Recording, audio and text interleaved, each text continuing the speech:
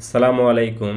Microsoft office ওয়ার্ডের আজকের প্রথম ক্লাসে আমরা ফাইল ট্যাব সম্পর্কে বিস্তারিত জানার চেষ্টা করব। এই ফাইল ট্যাবটিতে ক্লিক করলে আপনার সামনে বেশ কিছু অপশন আসবে। সর্বপ্রথম যে অপশনটি সেটি হচ্ছে নিউ। এই নিউতে ক্লিক করলে আপনার সামনে সম্পূর্ণ নতুন একটি ফাইল তৈরি করার সুযোগ আসবে। এখানে বিভিন্ন ধরনের টেমপ্লেট বা ফরম্যাট যাই বলি না কেন আমরা এখানে দেওয়া আছে। সাপোজ আপনি একটি ক্যালেন্ডার তৈরি করতে চাচ্ছেন, ক্যালেন্ডার তৈরি করতে পারবেন, বা রিজিউমি তৈরি করতে চাচ্ছেন, রিজিউমি তৈরি করতে পারবেন, অথবা কাউকে কোনো ইনভাইটেশন দিতে চাচ্ছেন। এই যে এখানে ইনভাইটেশন লেটারেরও ফরম্যাট দেওয়া আছে। আপনি জাস্ট একটি ক্লিক করবেন এবং আপনার প্রয়োজন মতো নাম বা অন্যান্য তথ্য চেঞ্জ করে নেবেন। কিন্তু আমি চাচ্ছি সম্পূর্ণ নতুন একটি ব্ল্যাঙ্ক ডকুমেন্ট তৈরি নেওয়ার জন্য। সেখানে আমি আমার প্রয়োজন মতো কিছু লিখব। তো জাস্ট ব্ল্যাঙ্ক ডকুমেন্ট একটা ক্লিক করব, আমার সামনে সম্পূর্ণ নতুন একটি ফাইল চলে আসবে। তারপরে যে অপশনটি সেটি হচ্ছে ওপেন। ওপেন অপশনটির কাজ হচ্ছে, ধরুন আপনার কম্পিউটারে আপনি কোনো অফিস ওয়ার্ড ডকুমেন্টে কোনো কিছু টাইপ করে রেখেছেন, সেই ফাইলটিকে আপনি এখন ওপেন করতে চাচ্ছেন। এখন আপনি যদি ওপেন বাটনে ক্লিক করেন, আপনার সামনে কিছু ফাইলের নাম চলে আসবে। এগুলো হচ্ছে ওই ফাইলগুলো যেগুলোতে আপনি কিছুক্ষণ আগে কাজ করেছেন, মানে রিসেন্টলি। তো এগুলো যদি আপনার প্রয়োজন হয়, জাস্ট একটা ক্লিক করলে, যেমন আমি সর্বশেষ অ্যাসেতে কাজ করছি, এই ডকুমেন্টটাতে একটা ক্লিক করলে এটা ওপেন হয়ে যাবে। এর আগে কাজ করছি নিউ মাইক্রোসফট অফিস ওয়ার্ড ডকুমেন্টে, একটা ক্লিক করলে এই ফাইলটা ওপেন হবে। কিন্তু আপনি চাচ্ছেন যে না, এই ফাইলগুলো না, আমার এই কম্পিউটারে অন্য কোথাও অন্য কোনো ফাইল আমি ওপেন করব।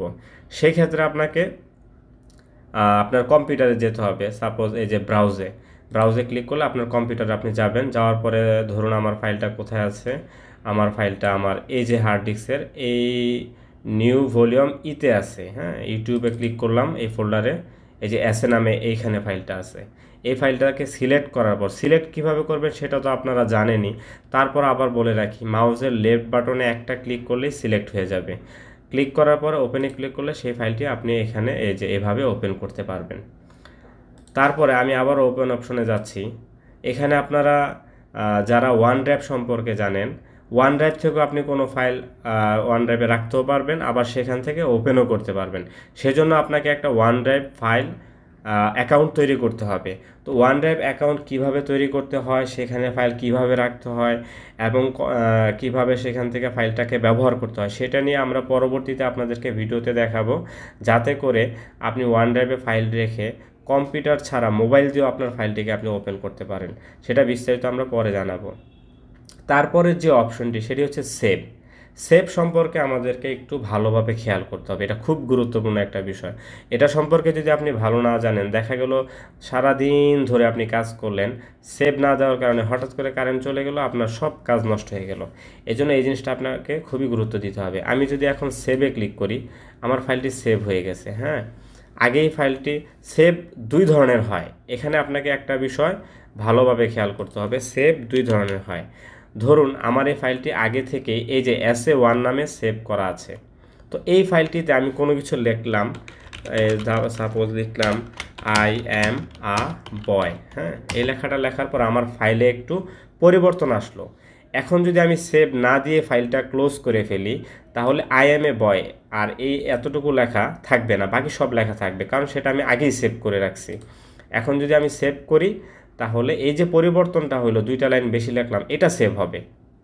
আগে যেখানে ফাইলটা ছিল ওইখানেই এই দুইটা লাইন সহ সেভ হবে। আর সেভ না করলে জাস্ট এই দুইটা লাইন থাকবে না, বাকি সব লেখা থাকবে। কিন্তু আপনি মাত্র একটা নতুন ফাইল নিলেন, ধরুন আমি ফাইলে গিয়ে নিউতে ক্লিক করলাম, ব্ল্যাঙ্ক ডকুমেন্টে ক্লিক করলাম, সম্পূর্ণ নতুন একটি ফাইল নিলাম। এই ফাইলটিতে আমি কিছু একটা লেখার পরে এখন যদি আমি ফাইলে ক্লিক করে সেভে ক্লিক করি, আমার সামনে দেখুন অপশন আসছে যে আমি ফাইলটাকে কোথায় সেভ করতে চাই।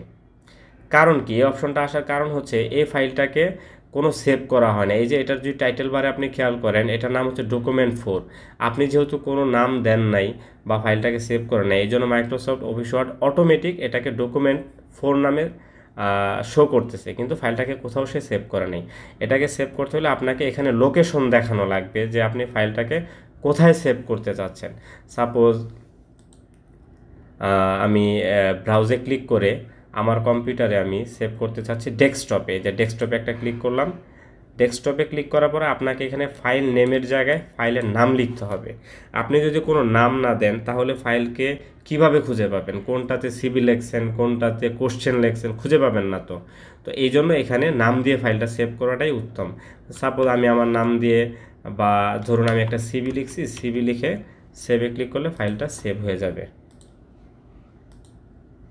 এই যে সেভে ক্লিক করলাম, ফাইলটা সেভ হয়ে গেছে। দেখুন এখন আমার এই টাইটেল বারে এতক্ষণ দেখাচ্ছিল ডকুমেন্ট 4, এখন দেখাচ্ছে সিবি, তার মানে সিবি নামে ফাইলটি সেভ হচ্ছে। তাহলে আশা করি আপনারা বুঝতে পারছেন যে সেভের ভিতরে পার্থক্যটা আসলে কোন জায়গায়। তারপরে যে অপশনটি সেটি হচ্ছে সেভ অ্যাজ। সেভ অ্যাজের কাজ হচ্ছে এই যে আপনার ফাইলটি অলরেডি একবার সেভ করা হয়েছে, এই ফাইলটিকে যদি আপনি অন্য কোথাও অন্য কোনো নামে সেভ করতে চান সেক্ষেত্রে আপনাকে সেভ অ্যাজে ক্লিক করতে হবে। সেভ অ্যাজে ক্লিক করার পর আপনার কাছে আবার লোকেশন চাবে। আমি আবারও দেখাচ্ছি আপনাদেরকে, এই ফাইলটি ইতোমধ্যে আমি সিবি নামে সেভ করেছি, তো সেহেতু এই ফাইলটিকে পুনরায় আর সেভ করার আমার প্রয়োজন নাই।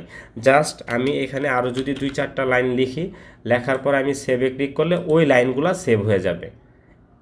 কিন্তু আমি যদি চাই যে এই ফাইলটাকেই অন্য কোনো নামে আমার মেমোরির বা হার্ড ডিস্কের অন্য কোথাও আমি সেভ করব, সেক্ষেত্রে আমাকে যাইতে হবে সেভ অ্যাজে।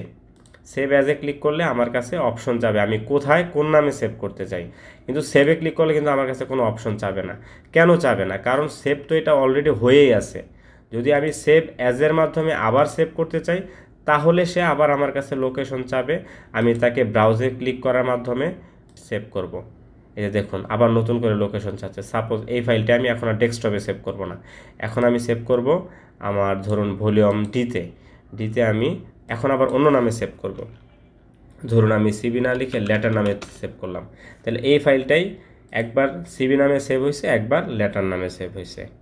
এই হচ্ছে বিষয়টা। তো আশা করি আপনারা সেভের বিষয়টা বিস্তারিত বুঝতে পেরেছেন। তারপরের অপশনে আমরা চলে যাই। তারপরে অপশনটি হচ্ছে প্রিন্ট। আপনি যদি এই ফাইলটিকে প্রিন্ট করতে চান আপনাকে প্রিন্টে ক্লিক করতে হবে। প্রিন্টে ক্লিক করার পর এখানে প্রিন্টারের অপশন আসবে। আমার এখানে কোনো প্রিন্টার কানেক্ট করা নাই কম্পিউটারের সাথে। আপনাদের প্রিন্টার যখন কানেক্ট করবেন অটোমেটিক সেই প্রিন্টারটার নাম এখানে চলে আসবে। ধরুন আপনার কাছে ইপসন প্রিন্টার আছে, এখানে লেখা আসবে ইপসন এবং মডেলও চলে আসবে। ইপসন আসলে ইপসনে ক্লিক করবেন। ক্লিক করার পরে এখানে আপনি কত পেজ প্রিন্ট করতে চাচ্ছেন এটা এখানে দিতে হবে।